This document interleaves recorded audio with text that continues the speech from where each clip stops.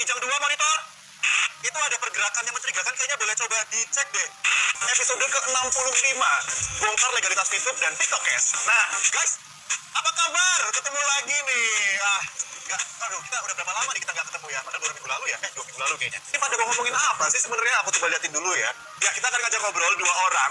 Ini nggak biasa banget nih. Kita akan bawa 1 orang dari Kominfo, dari Kementerian Komunikasi dan Informatika.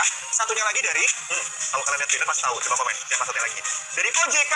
Nah, kira-kira siapa nih yang akan kita ajak ngobrol pada siang hari ini? Langsung aja deh, kalau gitu aku sambut dulu.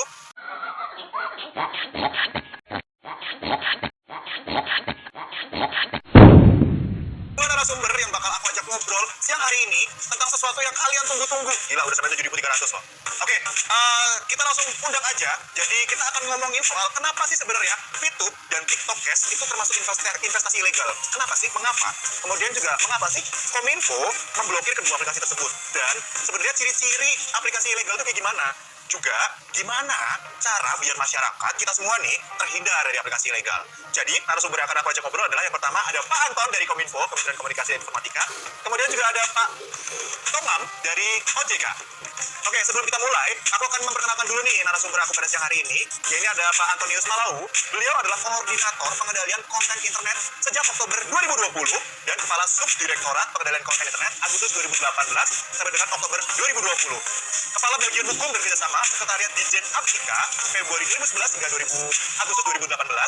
Aktif di berbagai seminar cybercrime baik dalam maupun luar negeri. Kontennya apa internet? Oh ya, pengendali konten internet. Kontennya guys. Baik, terima kasih Pak Anton. Kemudian aku akan mengenalkan satu lagi narasumberku, Dr. Tongam Lumban Tobing, SHLLM. Beliau, Pak Tongam ini adalah Kepala Departemen Penyidik Sektor Jasa Keuangan OJK sejak 2020. Direktur Kebijakan Dukungan dan Penyidikan, Ketua Satgas Waspada Investasi atau SWI 2016 hingga 2020, Direktur Litigasi 2014 hingga 2015, dan Silver Winner of Best Direct Response Campaign in Contact Center World Thailand. Luar biasa banget, Pak Tongam. Dan kita akan ngobrol-ngobrol langsung nih, karena sebenarnya kita udah tahu semua kan bahwa aplikasi VTube dan juga TikTok Cash itu udah dinyatakan ilegal oleh Satgas Waspada Investasi OJK dan diblokir oleh Kementerian Kominfo. Benar ya Pak Anton, Pak Tongam? Benar. Ya, dan sejak saat itu terdapat pro kontra nih di tengah masyarakat terkait pemblokiran dan legalitas kedua aplikasi tersebut. Aku langsung pengen tanya ke Pak Anton nih Pak jadinya Pak. Pak Anton. Ya. Nih Pak, jadi kan dari apa yang tadi bosan aku sampaikan ini, jadi sebenarnya gimana sih kebijakan dari penanganan konten yang ada di Kementerian Kominfo ini Pak? Oke, baik. Terima kasih para penonton dan Mas Abi dan Pak Tongam. Assalamualaikum warahmatullahi wabarakatuh. Selamat sore, salam sejahtera bagi semua. Om Swastiastu, Namo Buddhaya, salam kebajikan. Sebelum saya menjawab pertanyaan Mas Abi tadi, saya mungkin mengajak kita semua dulu pada data-data terkait dengan penggunaan internet di Indonesia. Jadi data pengguna internet Indonesia itu ada 202,6 juta. Jadi dari 274 juta penduduk Indonesia ada 202 pengguna internet. Kemudian ada 195,3 juta atau 96%, hampir mayoritas ya, mereka itu mengakses internet dengan ponsel dengan durasi rata-rata hampir 9 jam per hari. 9 jam per hari, maaf 9 jam per hari. Kemudian dari 195 juta itu ada 170 juta yang aktif di media sosial. Ya, mereka ini rata-rata menghabiskan waktu 3 jam 14 menit sehari di medsos. Ya, dari 170 juta itu. Kemudian mereka menonton video online. 98% mereka. Dari 170 juta itu ada 98% lebih yang menonton video online per bulan. Ya. Kemudian ada juga yang menonton video blog. 74,3%. Nah, melihat data-data ini, pengembang penyedia aplikasi tentu melihatnya sebagai peluang ya untuk mengembangkan aplikasi yang untuk usaha gitu.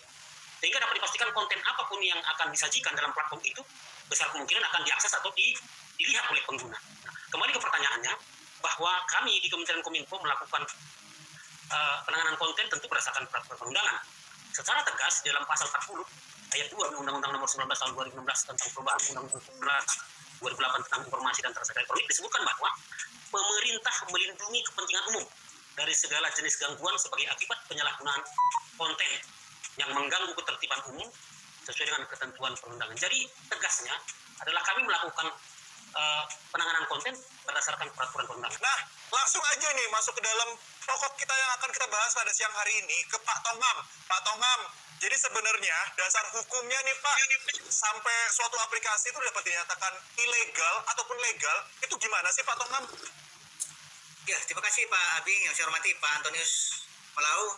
Pertama-tama saya apresiasi sekali dengan acara ini yang diinisiasi oleh Kominfo. Mudah-mudahan bisa memberikan gambaran yang utuh bagi masyarakat mengenai apa yang kita bahas hari ini. Siapa? Ya, dan juga kepada para peserta acara ini kami ucapkan selamat mengikuti. Usaha yang dinyatakan ilegal itu kita lihat dari dua sisi. Yang pertama dari sisi perizinannya dan dua dari sisi model bisnisnya atau marketing plan. Jadi usaha yang legal itu adalah usaha yang mempunyai izin usaha sesuai dengan kegiatan usahanya. Kalau dia usaha contohnya kegiatan di bidang perbankan sesuai dengan undang perbankan, ada perizinan. Kemudian perdagangan, ada undang-undang perdagangan, kegiatan perdagangan berjangka komoditi juga ada, kegiatan koperasi juga, kemudian juga kegiatan-kegiatan multilevel marketing yang harus ada izinnya. Jadi perlu kita ketahui bahwa setiap kegiatan usaha di Indonesia harus ada izin.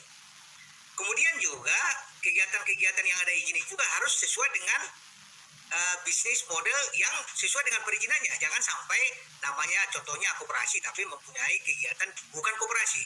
Contohnya kegiatan perdagangan yang tidak ada izin multilevel marketing tapi melakukan kegiatan multilevel marketing.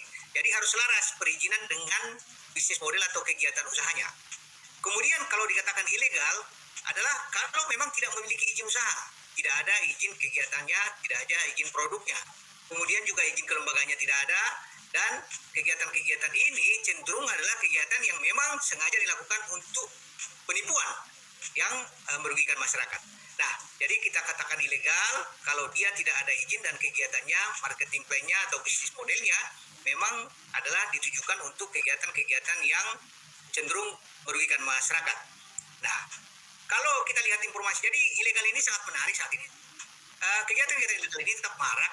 Kalau kita lihat kerugian 10 tahun terakhir akibat investasi legal mencapai 114,9 triliun. Wow, ini banyak banget Pak. Ini sangat besar dan ini baru yang memang masuk dalam laporan proses penegakan hukum. Belum lagi banyak masyarakat kita yang tidak lapor karena berbagai hal. Kemudian jumlah investasi ilegal, peer-to-peer lending ilegal, kemudian pergadaian ilegal juga mencapai ribuan ini totalnya. Oleh karena itu, apa yang bisa kita pelajari dari data ini adalah perlunya kewaspadaan masyarakat agar kita menjaga dan tidak mudah tergiur dengan penawaran-penawaran investasi ilegal ini.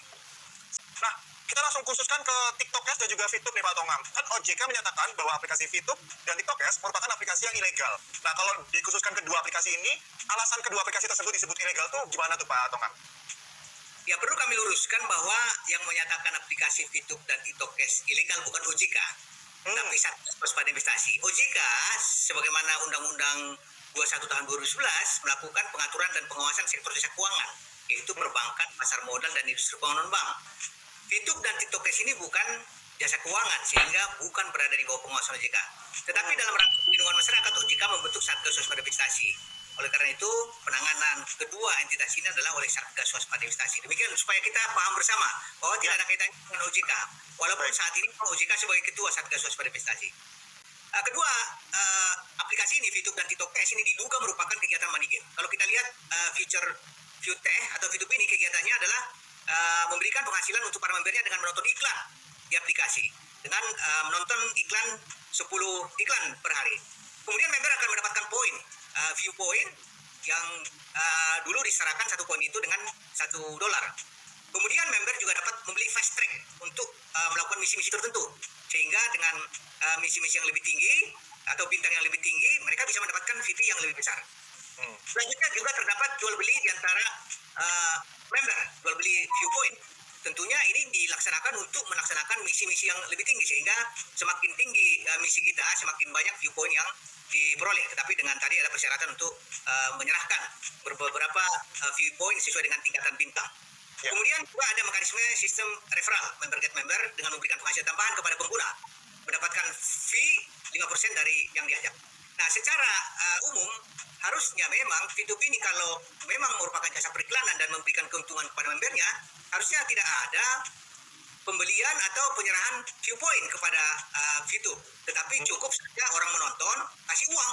Nah, itu harusnya. Nah, kalau begitu memang ini bisa meningkatkan pendapatan masyarakat. Jadi tidak ada embel-embel, contohnya kita rekrut orang, kemudian dapat fee, kemudian kita bayar viewpoint kepada VTube, sehingga kita bisa selama 40 hari contohnya kita bisa mendapatkan viewpoint.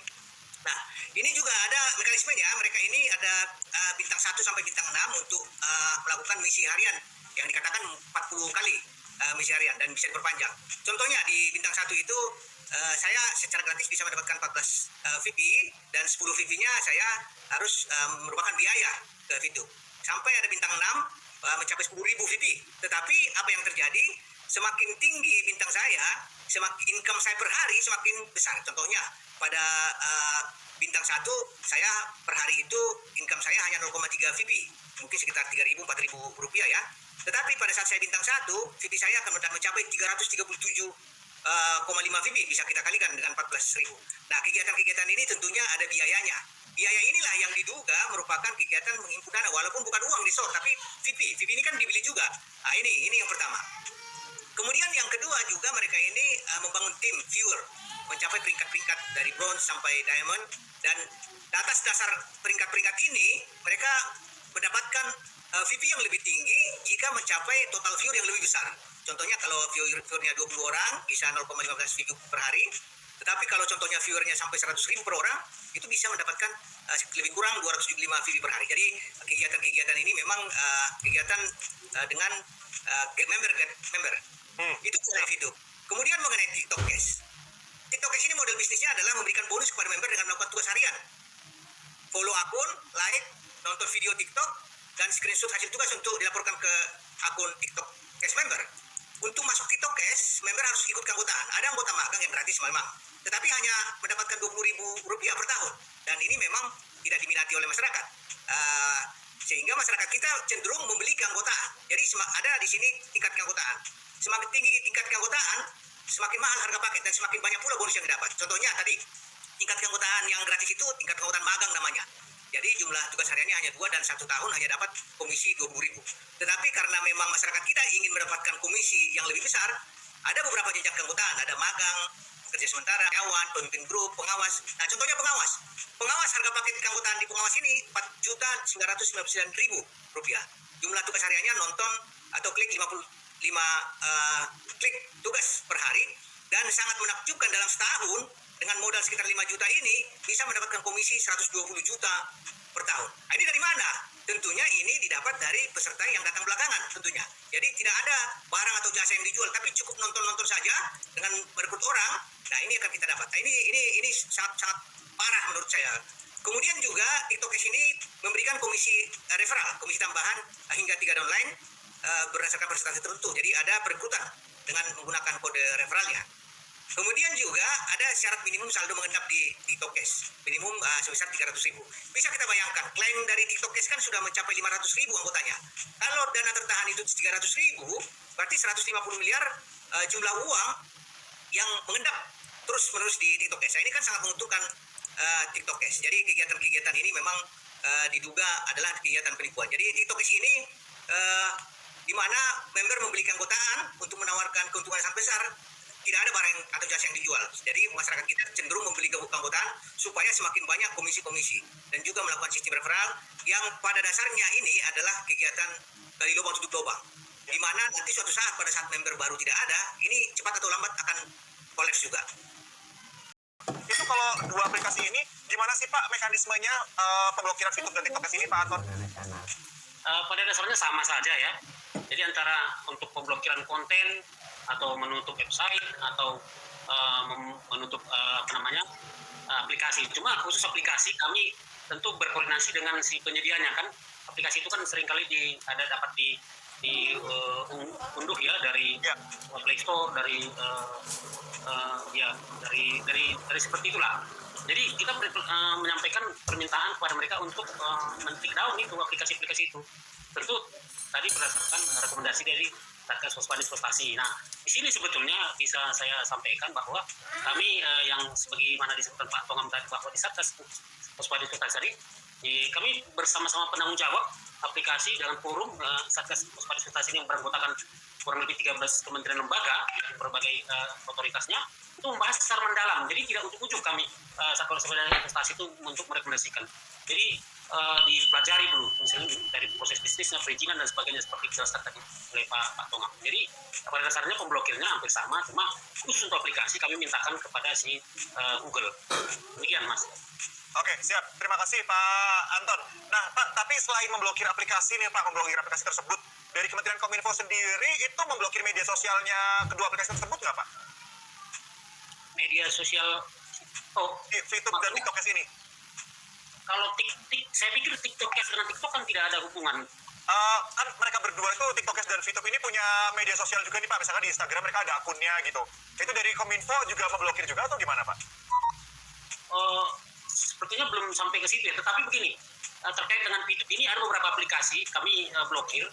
Ada domain masuk kami, domain ada tanggal 15 April 2020 kami telah lakukan blokir terhadap 3 domainnya, ada apps-datar.youtube.com, ada youtube.apps.id, ada bisnis.youtube.com. Nah, kemudian sekali berikutnya kami blokir lagi ada 2, youtube.apps, kemudian activetech.id. Nah, 15 Juni kami lakukan lagi pemblokiran terhadap business.bitrix24.site. Nah, kemudian 15 Februari ini yang terakhir kami lakukan pemblokiran terhadap 5 domain yang terkait dengan VTube. Nah, yang TikTokers juga demikian. Jadi kami lakukan pemblokirannya 10 Februari, cash.com, kemudian tanggal 11 Februari, keesokan harinya ya, ada go-datar tiktok.com, kemudian tiktok-datar-cash.com. Itu kami blokir semua.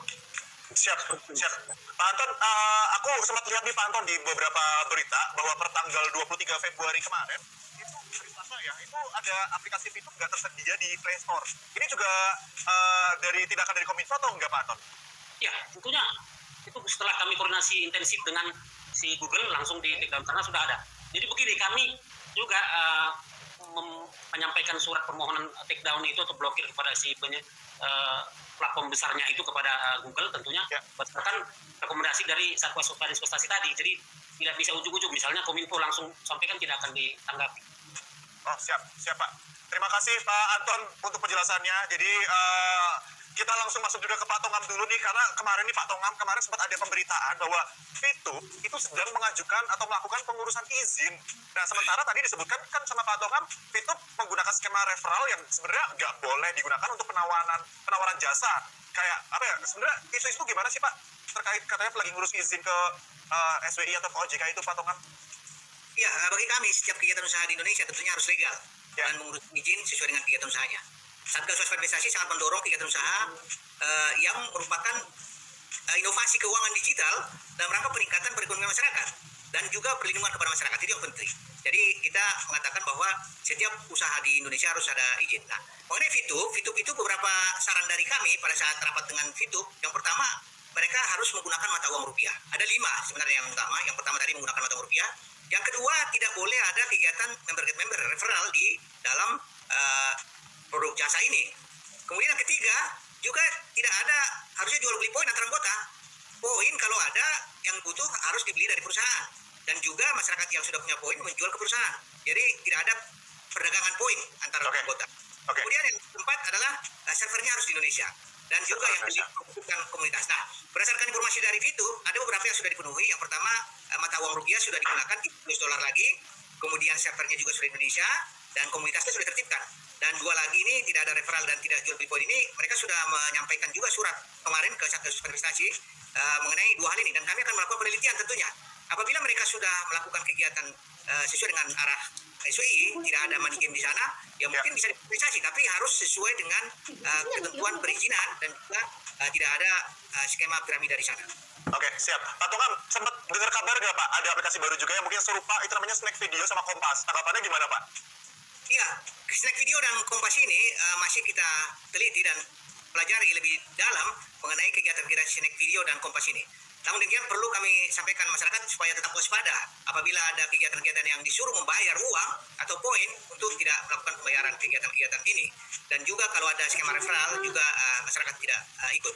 Tetapi sejauh ini snack video masih kita lakukan penelitian karena berdasarkan analisa sementara kami memang tidak ada pengumpulan dana di sana, tapi kita masih dalami. Mengenai Kompas itu seperti itu masih kita dalami, walaupun memang dalam beberapa penawarannya kita bisa temukan adanya pembelian paket-paket di sana, tapi kita masih dalami dua-dua ini. Siap. Jadi dua-duanya yang si Snack Video dan Kompas masih dicoba teliti dan didalami dulu dari teman-teman Pak Tongam di Satgas Waspada Investasi ya Pak ya? Benar, Baik. Pak.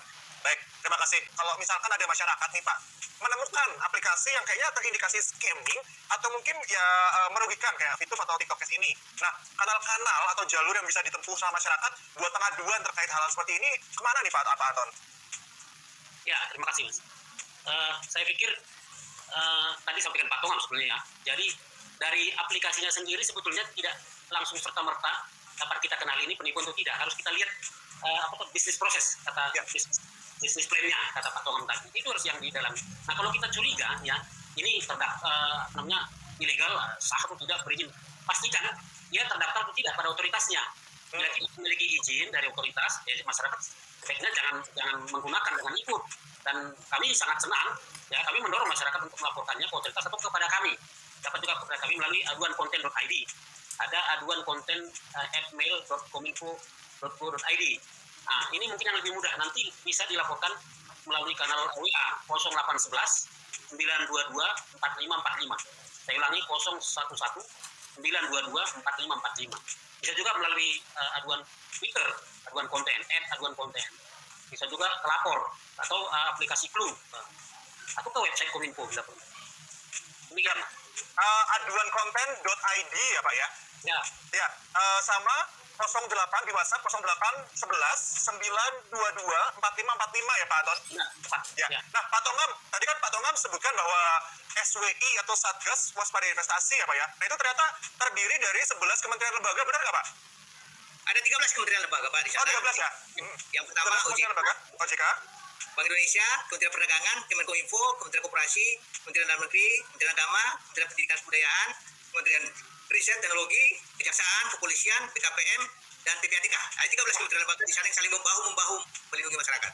Nah, itu Pak, 13 kementerian lembaga itu Pak, itu buat memberantas aplikasi-aplikasi bodong ataupun yang belum memiliki izin dari OJK itu gimana Pak? Karena kan ada 13 tuh Pak, sampai ke Kejaksaan dan Polri juga ada ya Pak di sana ya? Kami melakukan langkah utama di dua tindakan. Yang penting, yang pertama adalah tindakan preventif.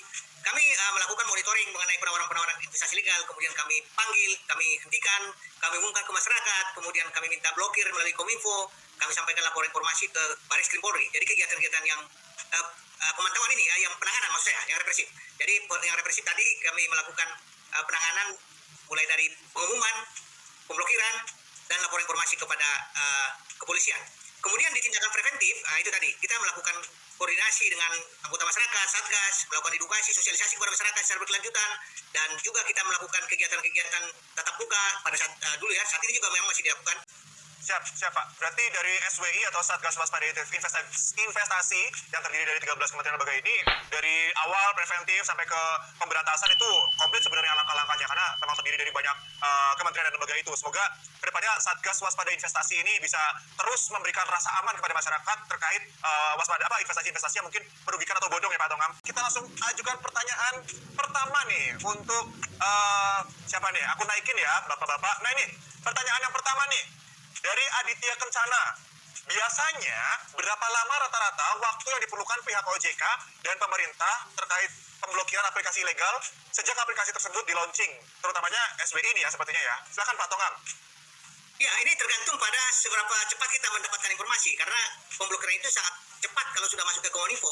Jadi begitu kita mendapatkan informasi, kemudian kita klarifikasi, kita analisis, kita panggil, kita pastikan itu ilegal, kita sampaikan surat ke Kominfo dan dalam waktu cepat itu bisa diblokir. Oleh karena itu memang kecepatan kita mendapat informasi dan analisis dari kegiatan-kegiatan ilegal ini sehingga bisa lebih cepat diblokir di Kominfo. Siap. Terima kasih Pak Tongam. Itu jawabannya Mas Adit. Kemudian pertanyaan kedua kita buka. Ini Pak, kita naikin. Ya, pertanyaan kedua dari Nur Fauzi Bintaro Tangsel. Wah, siap. bagaimanakah pendapat Kominfo tentang VTube jika resmi dilegalkan di Indonesia? Dan akan adakah feedback yang luar biasa tersendiri untuk VTube? Nah, Pak Anton nih Pak, gimana nih Pak jawabannya Pak? Iya, terima kasih. Ini Mas Nur Fauzi barangkali ya. Oh iya, Mas Nur kayaknya nih. Betul. Tangga saya di Tangerang nih. Oh, siapa? Tadi sudah jelaskan sebetulnya oleh Pak Tongam, VTube ini kalau dia sudah memenuhi perizinannya semua dan tidak melakukan pelanggaran lagi terhadap tadi yang misalnya business plan-nya itu tidak sudah sesuai dengan ketentuan perundang-undangan, itu kan sesuatu yang bisa dibuka lagi nanti namanya dinormalisasi. Jadi tidak ada masalah sebetulnya sepanjang mereka telah memenuhi aturan perundangan. Jadi kalau nanti ada pelanggaran lagi diblokir lagi. Siap. Itu masuk. Siap. Berarti yang penting ya asalkan itu udah memenuhi syarat, legal dan sesuai dengan undang-undang, pasti bisa dibuka lagi blokirnya seperti itu Pak Anton ya. Ya. Tapi kalau melanggar lagi ya diblokir lagi. Jadi jangan sampai melanggar undang-undang nih atau hukum yang berlaku di Indonesia. Oke, selanjutnya nih Pak, kita naikin ya Bapak-bapak. Kita naikin pertanyaan ketiga dari Robi Prasetyo. Apakah bisa pemerintah membuat web terintegrasi dari beberapa kementerian yang tergabung di Satgas Waspada Investasi yang selalu update dan dapat diakses oleh masyarakat untuk daftar perusahaan yang legal? Gimana nih Pak Anton? Dan juga Pak Tongam, silakan Pak. Ya, Pak Anton dulu, silakan Pak. Ya, saya pikir ini suatu usulan yang baik ya. Tetapi sebetulnya di berbagai kementerian lembaga yang tergabung dalam Satgas Waspada Investasi itu bisa dicek sebetulnya mana-mana yang legal. Bahkan ada di siaran pers yang disampaikan oleh Satgas Waspada Investasi untuk fintech-fintech atau yang diusulkan untuk diblokir Kominfo yang artinya yang ilegal gitu, ada di sana. Jadi ini mungkin menjadi pertimbangan juga bagi kita SWI nanti Pak Tongam ya, yang dipelajari untuk plus minusnya. Ya benar Pak Optimus. Jadi memang benar ini suatu cita-cita kita sebenarnya. Tapi memang ini database yang sangat besar ini. Contohnya perdagangan itu mungkin nggak tahu jutaan siup itu. Kita akan bisa menampung atau bagaimana kita bisa mendapat itu? Mungkin dari koperasi, dari BKPM. Tetapi yang pasti saat ini data itu ada di masing-masing kelembagaan. Yang pasti adalah apabila kita menemukan kegiatan koperasi, kita bisa akses ke Kementerian Koperasi kan gitu. Kalau kita contohnya ada kegiatan travel umroh, kita bisa akses ke Kementerian Agama. Jadi masing-masing otoritasnya ada di sana. Ya, siap. Jadi ini sebenarnya ide yang oke juga, nanti mungkin bisa kedepannya dikembangkan. Tapi masing-masing kementerian lembaga sebenarnya sudah punya data tersebut. Kayak seperti tadi Pak Tongam sebutkan, koperasi bisa ke Kementerian Koperasi, kemudian kalau misalkan haji dan umroh bisa ke Kementerian Agama, para pengelola atau mungkin yang memiliki badan usaha atau koperasi ini sendiri gitu. Oke, baik. Terima kasih Bapak-bapak. Pertanyaan selanjutnya aku akan naikin. Ini ya, pertanyaan keempat nih Pak. Dari Mimi Erlinda Neolaka. Fenomena nonton iklan dapat duit ini banyak sekali aplikasi lainnya. Bagaimana langkah dari Kominfo maupun OJK untuk mencegahnya? Apakah harus menunggu laporan dari masyarakat? Ya, silakan. Boleh dari Pak Tongam dulu mungkin. Ya, sebenarnya banyak sekarang ini aplikasi-aplikasi yang dengan menonton iklan ini ada juga dengan hanya like. Contohnya GoIn berbasis Instagram, like share. Kemudian saat ini juga ada share result yang ada korbannya di Jambi dan Jawa Barat. Nah ini kegiatan-kegiatan yang memang kita identifikasi secara dini. Contohnya TikTokers ini sebenarnya tidak ada pengaduan. Itu inisiasi dari Kementerian Kominfo yang ada di Satgas, karena dilihat semakin banyak ini masyarakat kita yang ikut. Jadi tidak melulu sebenarnya dari pengaduan masyarakat. Banyak sekali yang kita hentikan dari ribuan investasi legal itu sebelum ada korban. Begitu mereka muncul kita injak. Namun demikian memang ada beberapa yang harusnya bisa kita tangani secara dini, tapi ada korban dulu. Seperti contohnya ada beberapa kegiatan-kegiatan yang memang masyarakatnya nggak ada dirugikan pada awalnya. Seperti TikTokers ini kalau kita biarkan sebulan lagi juga belum ada yang ngadu ini, karena masih diuntukkan dari uang masing-masing itu. Tetapi mungkin bulan ketiga, bulan keempat baru sudah ada yang itu. Nah, oleh karena itu memang itu tadi yang pertama kita sampaikan adalah peran serta masyarakat. Karena kami juga mendapatkan informasi dari banyak media, dari masyarakat mengenai investasi-investasi legal ini. Apalagi saat ini yang berbasis iklan, kan harusnya kan masyarakat kita banyak juga yang mengetahui ada sekarang ini kegiatan-kegiatan aplikasi yang memberikan keuntungan, hanya tidur saja bisa dapat uang. Nah, ini perlu disampaikan ke kami agar kami bisa menangani, dan perlindungan masyarakat yang utama bagi kami. Siap, terima kasih Pak Tongam. Pak Anton mungkin mau ada menambahkan untuk pertanyaan ini? Ya, saya pikir saya sependapat dengan Pak Tongam tadi ya. Memang ada beberapa aplikasi yang tanpa menunggu laporan masyarakat kami aktif, mungkin karena terus terang juga itu berdasarkan laporan juga dari masyarakat kan. Tapi tanpa harus menunggu diputuskan di rapat-rapat resmi, langsung diambil tindakan dulu dalam rangka pencegahan untuk mencegah supaya jangan terlalu banyak nanti kerugian di masyarakat. Ya, itu Mas Adi. Siap. Terima kasih Pak Anton dan juga Pak Tongam. Jadi gitu guys. Jadi gitu Mbak Mimi Erlida Neolaka. Jadi kayak contoh yang kemarin ini aja ternyata dari inisiasi Kominfo dan Satgas Waspada Investasi ini. Jadi tidak melulu menunggu dari laporan dari masyarakat. Begitu ya Bapak-Bapak? Ya. Baik. Pak Tongam dan juga Pak Anton, 2 pertanyaan lagi ya. Karena banyak banget nih. Ini ada 2 pertanyaan lagi nih. Kita naikkan ya. Ya. Baik. Pertanyaan yang kelima. Ini dari Mas Hadi. Izin bertanya. Silakan Mas. Apakah kerugian bagi masyarakat itu sendiri dianggap sangat mengkhawatirkan atau bahaya sehingga pemerintah perlu melakukan tindakan penegakan hukum untuk VTube dan TikTok Cash? Ya, bagaimana Pak? Pak Anton, boleh silakan Pak? Ya, terima kasih Mas Hadi. Saya pikir bagus pertanyaannya ya.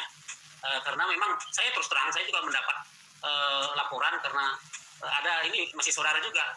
Dia udah ikut VTube itu, dia udah nonton, sudah ini, saya tanya, apakah ada menguntungkan nggak? Ya menguntungkan sih tidak Bang katanya, tapi bisa membantu-bantu lah untuk menambah katanya gitu. Tapi saya katakan setelah lagi itu tidak ada izin, itu harus dihentikan oleh kami. Nah begini Mas Hadi, kalau nanti kami biarkan ternyata ada dirugikan, ini kan sebelum ada yang teriak nih dirugikan, sehingga aman-aman aja. Jadi begitu nanti dirugikan, tentu pemerintah juga nanti, seperti kata Pak Tom tadi, nanti orang malah mengklaim ke SBI nanti, Pak kembalikan uang saya yang telah masuk sekian juta gitu kan, untung pribadi kata Pak Tom tadi kan, ya, seperti itu. Jadi ini dalam rangka pencegahan sebetulnya, kan mencegah lebih baik daripada mengobati. Begitu nanti sudah besar, ternyata dia sudah banyak yang dia dirugikan, tidak kembali pula, nanti makin besar kerugiannya. Jadi dalam rangka pencegahan sedini mungkin kami lakukan ini. Jadi tindakan hukum ini sebetulnya dalam rangka pencegahan untuk mencegah supaya jangan ada kerugian lainnya. Jadi ada analogi seperti ini. Ketika hakim memutuskan menghukum seorang pencuri kuda, jadi hakim mengatakan, saya hukum Anda supaya kuda-kuda orang lain jangan tercuri. Seperti itulah. Terima kasih. Siap, terima kasih Pak Anton. Pak Tongam kayaknya mau nambahkan nih Pak. Benar, saya sependapat Pak Antonius, tapi saya nggak pernah kehilangan kuda, kalian pernah burung. Burung apa tuh Pak? Burung apa Pak Tongam? Burung yang berkicau-kicau. Ya, jadi memang benar. Jadi kegiatan-kegiatan seperti TikTok Cash, VTube yang diduga merupakan kegiatan skema piramida, kenapa harus dihentikan? Walaupun saat ini teman-teman yang ikut itu di TikTok Cash dan VTube mengatakan masih untung, tidak dirugikan. Tetapi ini kan menggali lubang sebenarnya. Jadi ini kan seperti deret hitung ini. Hari ini mungkin 30, besok 90, besoknya 100, 2000 gitu. Ini semakin dalam, pada saatnya akan semakin banyak yang dirugikan. Oleh karena itu kita minta dihentikan sampai dia mengurus legal. Nah ini memang penting, normalisasi ini bisa saja sepanjang mereka melakukan kegiatan-kegiatan itu sesuai dengan izin. Jadi kita hentikan dengan segera, tidak mesti ada yang dirugikan, tapi potensi kerugian yang besar ke masyarakat kita ke depan, di mana nanti pada suatu saat yang meledak, nah ini menjadi masalah, jadi semakin banyak yang rugi. Ini ibarat piramida. Jadi pada saat ini kita potong di pucuknya, belum sampai ke lantai paling bawah. Jadi untuk menghindari kerugian masyarakat yang lebih besar. Walaupun sekarang ini mungkin ada kerugian di masyarakat kita yang pada ikut pertama, tapi kita menghindari kerugian yang semakin besar seperti piramida. Siap. Terima kasih Pak Anton dan juga Pak Tongam untuk jawaban di pertanyaan kelima untuk Mas Hadi ini. Satu pertanyaan lagi Pak. Ya Pak, satu pertanyaan lagi Pak. Ini banyak banget nih. Ya, pertanyaan ke-6 aku naikkan. Ya, ini dari Mas Budi Efriadi. Assalamualaikum. Waalaikumsalam. Pak Tongam, apakah VTube bisa dinormalisasi? Wah, ini kayak sungai ya dinormalisasi. Jika konsep bisnisnya sudah sesuai dengan peraturan perundang-undangan, Pak. Karena hanya ada 2 persyaratan lagi yang belum terpenuhi. Nah, gimana tuh Pak Tongam? Iya, seperti kami sampaikan tadi, denormalisasi bukan naturalisasi ya. Denormalisasi bisa saja. Jadi ini juga perlu disampaikan kepada masyarakat bahwa Satgas Waspada Investasi dan pemerintah mendorong sebenarnya kegiatan-kegiatan yang memberikan kontribusi pada perekonomian Indonesia. Ada saat ini inovasi keuangan digital yang membuat kita menjadi lebih efisien, lebih murah, lebih mudah, mendapatkan keuntungan yang besar. Ini kita dorong sebenarnya. Sehingga itu kalau ingin legal, memenuhi semua prinsip-prinsip bisnis model yang benar dan perizinan yang sesuai dengan jasa periklanan, kenapa tidak? Contohnya, itu pada saat kita nonton, kita nggak usah bayar, kemudian kita nggak usah beli poin untuk misi-misi tertentu, tapi kita dibayar pada saat nonton, ya siapa yang nggak mau kan diuntungkan seperti itu. Nah itu yang penting. Jadi kontribusi dari perusahaan ini, kalau dia menguntungkan secara ekonomi dan ada perlindungan masyarakat, wah ini penting sekali bagi kita untuk normalisasi. Itu sebenarnya. Siap. Terima kasih Pak Tongam. Jadi itu bisa ya guys. Pentingnya normalisasi itu. Ini Pak Tongam dan juga Pak Anton. 6 pertanyaan ini kayaknya pertanyaan yang paling oke yang udah aku pilih karena banyak banget pertanyaannya. Terus banget Pak komennya Pak ini di YouTube karena total sekarang aku lihat nih ya Pak yang udah nonton, yang masih setia nonton sampai sekarang. Tadi sudah tembus sampai 20.000 orang. Sekarang 17.300 Pak. Wah ini banyak. Ramai banget Pak. Ini webinar teramai nih Pak kayaknya Pak. Di Tokominfo nih Pak. Baik, Pak Anton dan juga Pak Tongam, karena kita sudah sampai di penghujung acara. Wah, ini dari tadi kita nggak berasa, ternyata sudah ngobrol-ngobrol 1 jaman loh Pak. Wah, nah Pak Anton dan Pak Tongam, boleh Pak, aku minta closing remarks, closing statement dari Pak Anton dan juga Pak Tongam. Sebelum kita tutup, boleh dari Pak Anton dulu. Kami mohon untuk closing remarksnya Pak. Terima kasih Mas Abi. Kepada penonton atau peserta yang masih setia ada 17 ribuan ini, saya sampaikan bahwa untuk melakukan bisnis itu ada aturan-aturan yang harus diikuti. Jadi kepada para teman-teman yang mungkin sudah terlanjur bergabung dengan bisnis-bisnis yang katakanlah yang kedua ini yang sudah kami blokir ini, berbisnislah, ikutlah dengan yang lebih dengan yang legal seperti itu. Jadi pastikan bahwa Anda masuk bergabung bersama pelaku usaha yang legal seperti itu. Terima kasih Mas. Siap, terima kasih Pak Anton untuk closing remarksnya. Pak Tongam, silakan Pak. Ya, terima kasih. Saya mungkin ke pelakunya, mungkin ada di sini pelaku TikTok dan YouTube juga pelaku ya. Nah ini sama seperti Pak Antonis tadi bahwa kegiatan-kegiatan yang dilakukan VTube dan TikTok ini bisa saja menjadi legal sepanjang ada perizinan dan disesuaikan dengan kegiatan marketing plan atau bisnis model yang sesuai dengan perundang-undangan. Jadi kami minta saat ini kegiatan dua entitas ini masih dimasukkan dalam daftar investasi legal, oleh karena itu berhenti. Tolong dihentikan, jangan sampai ada model-model baru lagi, aplikasi baru, kemudian situs baru yang mengelabui pemerintah dalam hal ini Santun Waspada Investasi. Jadi kami harapkan hentikan dulu sambil bebenahi. Dengan demikian ada niat baik dari masing-masing entitas pelaku ini sehingga kita juga bisa melihat bahwa mereka ini mempunyai kontribusi nanti pada perekonomian kalau memang sudah dilakukan secara legal. Silakan. Siap, terima kasih Pak Anton dan juga Pak Tongam.